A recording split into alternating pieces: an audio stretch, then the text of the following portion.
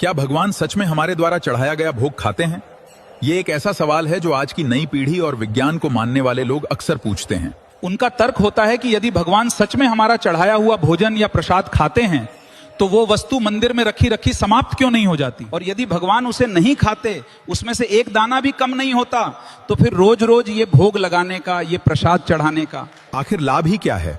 आज हम इसी गहरे रहस्य से पर्दा उठाएंगे, जिसे समझने के बाद भगवान के प्रति आपका नजरिया हमेशा के लिए बदल जाएगा। प्राचीन काल की बात है, एक गुरुकुल में बहुत सारे विद्यार्थी शिक्षा ग्रहण कर रहे थे।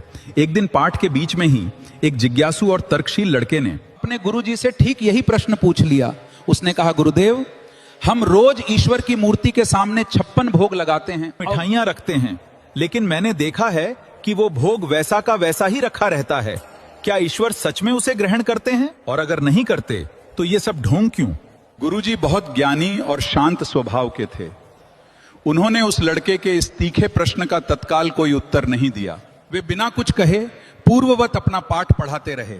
लड़के को लगा कि शायद गुरुजी के पास उसके इस तर्क का कोई जवाब नहीं है। उस दिन पाठ के अंत में गुरुजी ने सभी शिष्यों को उपनिषद का एक बहुत ही सिद्ध और गहरा श्लोक पढ़ाया। पूर्णमदः पूर्णमिदं पूर्णात् पूर्णमुदच्यते पूर्णस्य पूर्णमादाय पूर्णमेवावशिष्यते। पाठ पूरा होने के बाद गुरुजी ने अपने सभी शिष्यों से कहा कि वे पुस्तक देखकर इस श्लोक को कंठस्थ कर लें, यानी अच्छी तरह याद कर लें। सभी शिष्य श्लोक याद करने में जुट गए। करीब 1 घंटे बाद गुरुजी ने विशेष रूप से उसी प्रश्न करने वाले शिष्य को अपने पास बुलाया और पूछा कि क्या तुम्हें वो श्लोक कंठस्थ हुआ कि नहीं?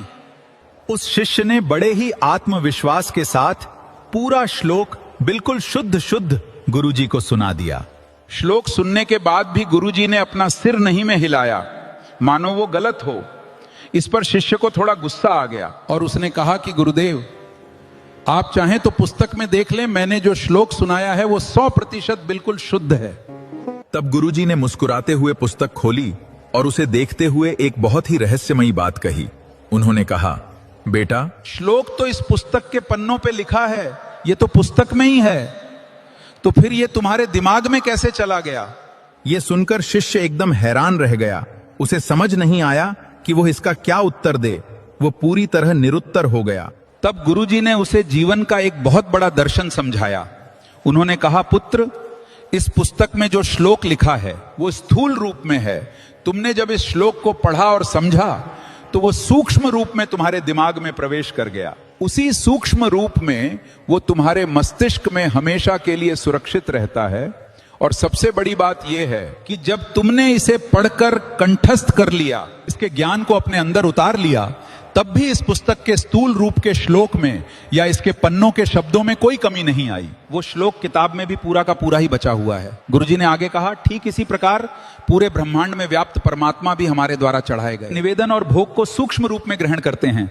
जब हम पूरी श्रद्धा और प्रेम से भगवान के सामने भोजन रखते हैं तो ईश्वर उस भोजन के स्थूल रूप को बल्कि उसके पीछे छिपे हमारे प्रेम, हमारी भक्ति और हमारे भाव को सूक्ष्म रूप में स्वीकार करते हैं। उनके सूक्ष्म ग्रहण से स्थूल रूप की भोजन की मात्रा में कोई कमी नहीं होती।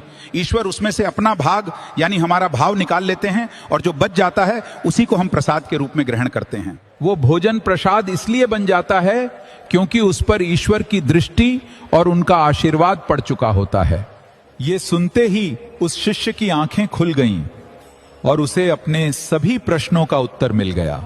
यही सनातन धर्म का सबसे सुंदर विज्ञान है। भगवान को आपके 56 भोग की भूख नहीं है, वे तो केवल आपके भाव के भूखे हैं। जब आप अगली बार भगवान को भोग लगाएं तो ये मत देखिएगा कि भोजन कम हुआ या नहीं, बल्कि ये देखिएगा कि आपके अंदर का अहंकार कम हुआ या नहीं, आपके अंदर ईश्वर के प्रति प्रेम बढ़ा या नहीं।